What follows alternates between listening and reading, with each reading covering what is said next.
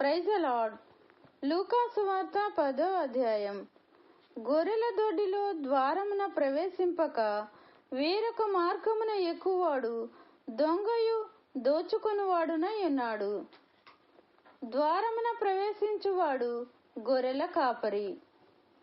అతనికి ద్వారపాలకుడు తలుపు తీయును. గొర్రెలు అతని స్వరము వినును. అతడు తన సొంత గొర్రెలను పేరు పెట్టి పిలిచి వాటిని వెలుపలకి నడిపించును. మరియు అతడు తన సొంత గొర్రెలనన్నిటినీ వెలుపలకి నడిపించున్నప్పుడల్లా వాటికి ముందుగా నడుచును. గొర్రెలు అతని స్వరం ఎరుగును గనుక అవి అతనిని వెంబడించును.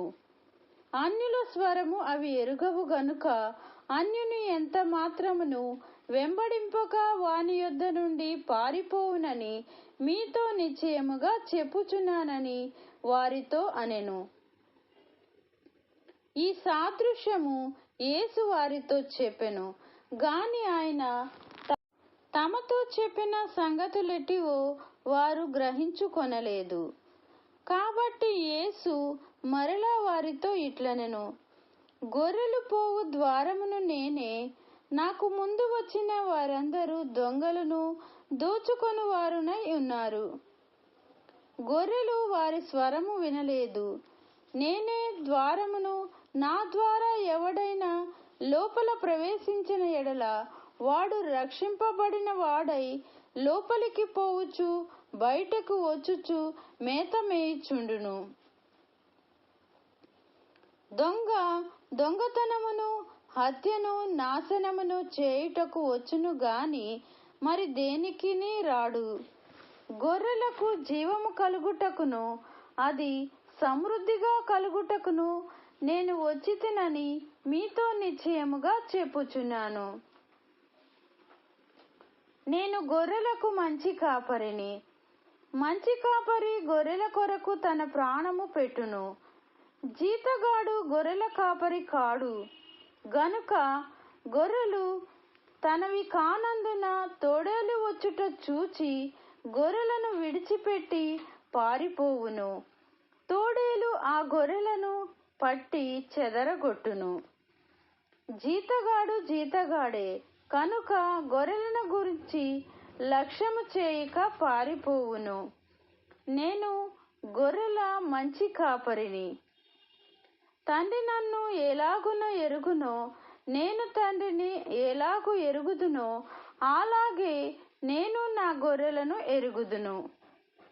నా గొర్రెలు నన్ను ఎరుగును మరియు గొర్రెల కొరకు నా ప్రాణము పెట్టుచున్నాను.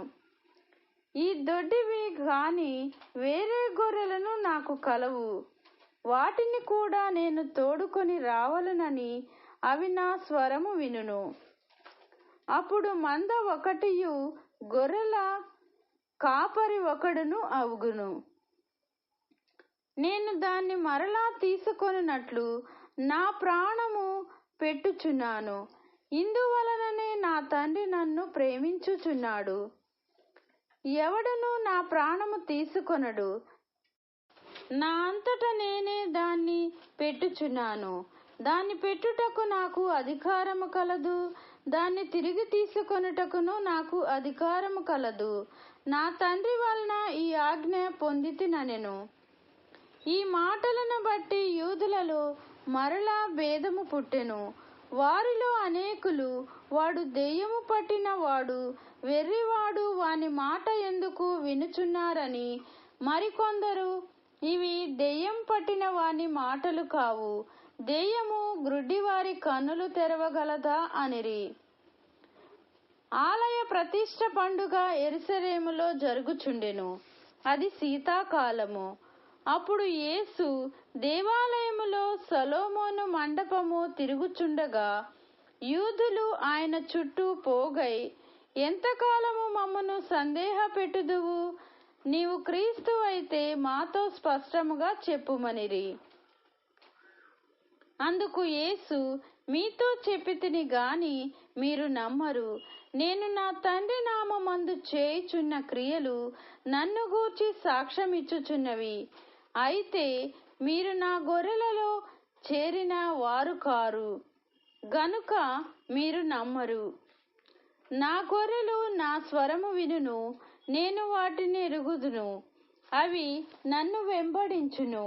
నేను వాటికి నిత్య జీవము నిచ్చుచున్నాను గనుక అవి ఎన్నటికిని నశింపవు. ఎవడును వాటికి నా చేతిలో నుండి అపహరింపడు. వాటిని నాకిచ్చిన నా తండ్రి అందరికంటే గొప్పవాడు కనుక నా తండ్రి చేతిలో నుండి ఎవడును వాటిని అపహరింపలేడు. నేనును నా తండ్రియు ఏకమై ఉన్నామని వారితో చెప్పెను. యూదులు ఆయనను కొట్టవలనని మరలా రాళ్ల చేత పట్టుకొనగా యేసు, తండ్రి యొద్ద నుండి అనేకమైన మంచి క్రియలను మీకు చూపితిని, వాటిలో ఏ క్రియ నిమిత్తము నన్ను రాళ్లతో కొట్టుదురని వారిని అడిగెను. అందుకు యూదులు, నీవు మనుషుడవై ఉండి దేవుడనని చెప్పుకొనుచున్నావు గనుక దేవదూషణ చేసినందుకే నిన్ను రాళ్లతో కొట్టుదము గాని మంచి క్రియ చేసినందుకు కాదని ఆయనతో చెప్పిరి. అందుకు యేసు, మీరు దైవములని నేనంటినని మీ ధర్మశాస్త్రంలో రాయబడి ఉండలేదా? లేఖనము నిరర్ధకము కానేరదు కదా. దేవుని వాక్యం ఎవరికి వచ్చునో వారే దైవములని చెప్పిన ఎడల నేను దేవుని కుమారుడనని చెప్పినందుకు తండ్రి ప్రతిష్ఠ చేసి ఈ లోకములోనికి పంపిన వానితో నీవు దేవదూషణ చేయుచున్నావని చెప్పుదురా? నేను నా తండ్రి క్రియలు చేయని ఎడల నన్ను నమ్మకుడి, చేసిన ఎడల నన్ను నమ్మకున్నను. తండ్రి నాయందును నేను తండ్రి యందును ఉన్నామని మీరు గ్రహించి తెలుసుకొనున్నట్లు ఆ క్రియలను నమ్ముడని వారితో చెప్పెను. వారు మరలా ఆయనను పట్టుకొన జూచిరి గాని ఆయన వారి చేతి నుండి తప్పించుకొని పోయెను. దేవుడు తన వాక్యమును దీవించునుగాక. ఆమేన్.